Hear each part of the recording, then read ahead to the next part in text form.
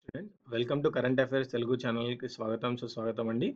ఈ వీడియోలో మనం ఆంధ్రప్రదేశ్ కరెంట్ అఫైర్స్ని చూద్దాం. 2017కి సంబంధించిన ఆంధ్రప్రదేశ్ కరెంట్ అఫైర్స్. ఫస్ట్ 2017లో చిల్డ్రన్ సైన్స్ కాంగ్రెస్ ఎక్కడ జరిగింది? సో 2017లో చిల్డ్రన్ సైన్స్ కాంగ్రెస్ తిరుపతిలో జరిగిందండి.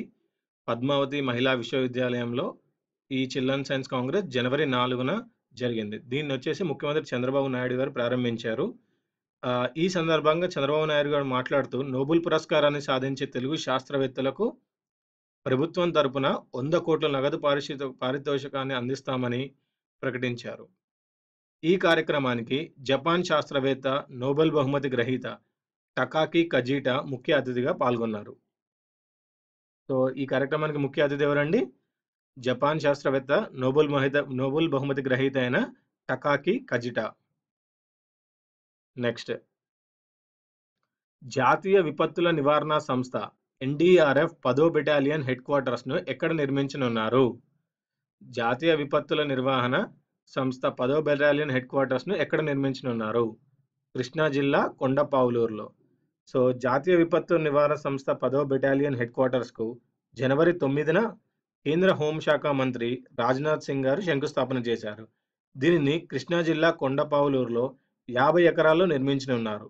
విపత్తుల సమయంలో జరిగే నష్టాన్ని పూర్తిగా తగ్గించాలనే లక్ష్యంతో నేషనల్ డిజాస్టర్ రెస్పాన్స్ ఫోర్స్ను 2006లో ఏర్పాటు చేశారు. నెక్స్ట్, 20వ జాతీయ ఈ గవర్నెన్స్ సదస్సును జనవరి 9న ఎక్కడ జరిగింది? 20వ జాతీయ ఈ గవర్నెన్స్ సదస్సు జనవరి 9న ఎక్కడ జరిగింది?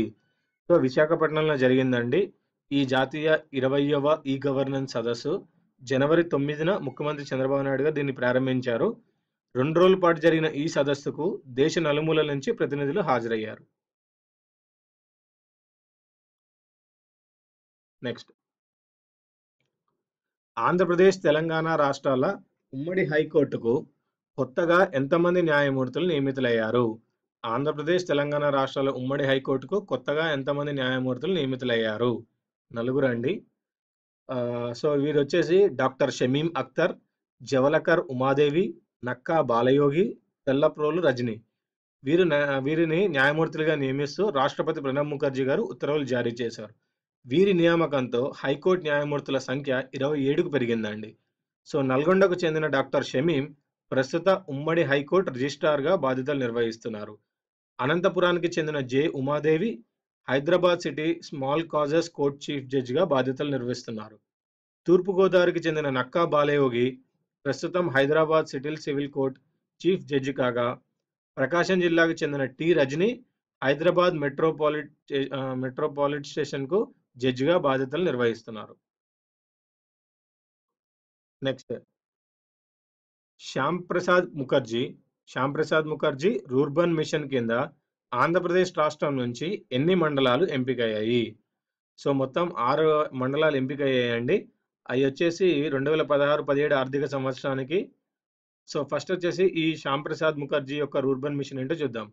గ్రామీణ ప్రాంతాల్లో పట్టణ స్థాయి వసతుల కల్పనకు ఉద్దేశించిన శ్యామ్ ప్రసాద్ ముఖర్జీ రూర్బన్ కమిషన్ కింద ఆంధ్రప్రదేశ్ రాష్ట్రం నుంచి తాజాగా 6 మండలాలు ఎంపికయ్యాయి. సో 2016-17 ఆర్థిక సంవత్సరానికి నందలూరు వైఎస్ఆర్ జిల్లా, ఆలూరు కర్నూలు జిల్లా, గరివిడి విజయనగరం జిల్లా, సోంపేట శ్రీకాకుళం జిల్లా, నూజెండ్ల గుంటూరు జిల్లా, చందర్లపాడును ఎంపిక చేసింది. కేంద్ర రాష్ట్ర ప్రభుత్వాలు అమలు చేస్తున్న అభివృద్ధి కార్యక్రమాల్లో ఈ ప్రాంతాలకు ప్రాధాన్యత ఇవ్వడంతో పాటు అదనంగా 3 ఏళ్ల కాలంలో మండలానికి 30 కోట్ల నిధులను సమకూరుస్తారు. సో అదే 2015-16 సంవత్సరం తీసుకుంటే ఈ పథకానికి వచ్చేసి కంబదూరు అనంతపురం జిల్లా, కుప్పం చిత్తూరు జిల్లా, సింగరాయకొండ ప్రకాశం జిల్లా, వెంకటాచలం నెల్లూరు జిల్లా, అరకు విశాఖపట్నం ప్రాంతాలు ఎంపికయ్యాయి. నెక్స్ట్, ఇటీవల ఆంధ్రప్రదేశ్లోని ఏ జిల్లాలో బొగ్గు నిక్షేపాలు ఉన్నట్టు జియాలజికల్ సర్వే ఆఫ్ ఇండియా అన్వేషణలో తేలింది? సో ఇటీవల ఆంధ్రప్రదేశ్లోని పశ్చిమ గోదావరి, కృష్ణా జిల్లాల్లో బొగ్గు నిక్షేపాలు ఉన్నట్టు జియాలజికల్ సర్వే ఆఫ్ ఇండియా అన్వేషణలో తేలింది. సో పశ్చిమ గోదావరి, కృష్ణా జిల్లాల్లో బొగ్గు నిక్షేపాలు ఉన్నట్టు జియాలజికల్ సర్వే ఆఫ్ ఇండియా అన్వేషణలో తేలింది. సో జిఎస్ఐ ఆధ్వర్యంలో సౌత్ వెస్ట్ పినాకిల్, మహేశ్వరి సంస్థలు చింతలపూడి, శెట్టివారిగూడెం ప్రాంతాల్లో డ్రిల్లింగ్ చేసి 50-70 మీటర్ల లోతులోనే బొగ్గు నిల్వలు ఉన్నట్టు గుర్తించారు. చింతలపూడి ప్రధాన కేంద్రంగా 30 కిలోమీటర్ల పరిధిలో భూమి ఉపరితలానికి 500 మీటర్ల లోపు 2000 మిలియన్ టన్నుల బొగ్గు నిల్వలున్నట్లు అంచనా వేశారు. Next, Andhra Pradesh capital region development authority CRDA పరిధిని రాష్ట్ర ప్రభుత్వం ఎంత పెంచింది? Andhra Pradesh capital region development authority CRDA పరిధిని రాష్ట్ర ప్రభుత్వం ఎంత పెంచింది? So Andhra Pradesh capital region development authority CRDA పరిధిని రాష్ట్ర ప్రభుత్వం 7 గ్రామాల్లోని 311 చదరపు కిలోమీటర్లను సంస్థ పరిధిలోకి చేర్చింది. దీంతో సిఆర్డీఏ మొత్తం పరిధి వచ్చేసి 8914 చదరపు కిలోమీటర్లు అండి.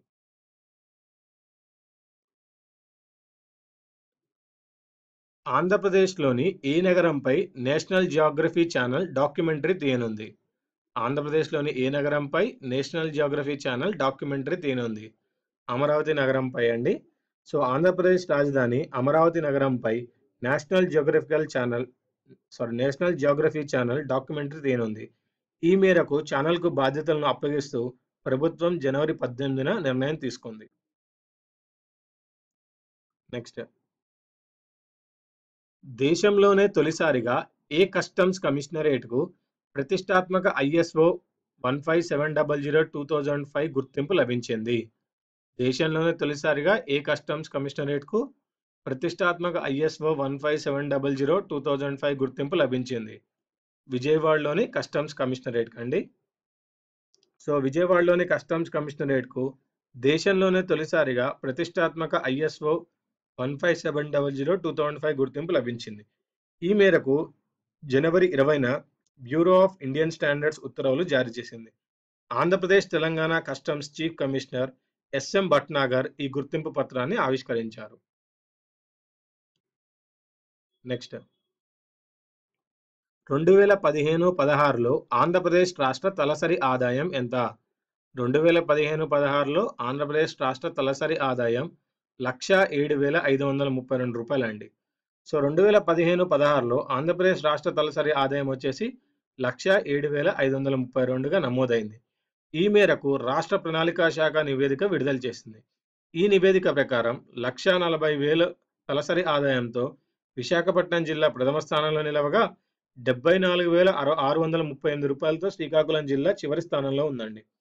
సో విశాఖపట్నం, కృష్ణా, పశ్చిమ గోదావరి, తూర్పు గోదావరి, నెల్లూరు, గుంటూరు, ప్రకాశం జిల్లాలు రాష్ట్ర తలసరి ఆదాయం కన్నా ముందంజలో ఉన్నాయి. ఏవేవండి? విశాఖపట్నం, కృష్ణా, పశ్చిమ గోదావరి, తూర్పు గోదావరి, నెల్లూరు, గుంటూరు, ప్రకాశం జిల్లాలు. నెక్స్ట్, విశాఖలో CII భాగస్వామ్య సదస్సు.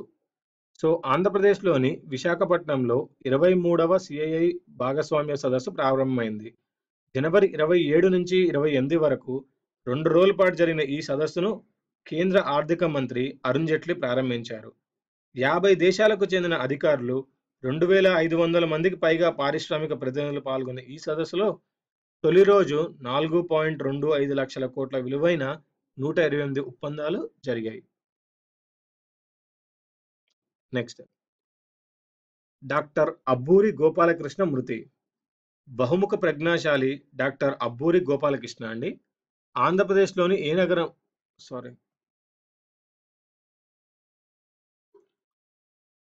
ఇటీవల మరణించిన ఆంధ్ర యూనివర్సిటీ నాటక విభాగం అధిపతిగా పనిచేసి పదవీ విరమణ పొందిన వ్యక్తి ఎవరు? ఇటీవల మరణించిన ఆంధ్ర యూనివర్సిటీ నాటక విభాగం అధిపతిగా పనిచేసి పదవీ విరమణ పొందిన వ్యక్తి డాక్టర్ అబ్బూరి గోపాలకృష్ణ అండి. బహుముఖ ప్రజ్ఞాశాలి డాక్టర్ అబ్బూరి గోపాలకృష్ణ విశాఖపట్నంలోని జనవరి 31న కన్నుమూశారు. విశాఖలో పుట్టిన ఆయన ఆంధ్ర యూనివర్సిటీ నాటక విభాగం అధిపతిగా పనిచేసి పదవీ విరమణ పొందారు. నటన, రచన, రంగస్థల, దర్శకత్వం, చిత్రలేఖనం, సాహిత్యం, సంగీతం వంటి విభిన్న రంగాల్లో ఆయన రాణించారండి. ఇవండి ఈ వీడియోలోని ఆంధ్రప్రదేశ్ 2017 జనవరికి సంబంధించిన కరెంట్ అఫైర్స్ అండి. ఈ వీడియో మీకు నచ్చినట్టయితే లైక్ చేయండి, సబ్స్క్రైబ్ చేయండి, షేర్ చేయండి, కమెంట్ చేయండి. వచ్చే వీడియోలో మరికొన్ని ఇంపార్టెంట్ కరెంట్ అఫైర్స్తో కలుద్దాం. సో, నెక్స్ట్ వీడియోలో వచ్చేసి ఇంకొక మంత్‌కి సంబంధించిన కరెంట్ అఫైర్స్‌ని ఈ నెక్స్ట్ వీడియోలో చూద్దామండి. Thanks for watching this video.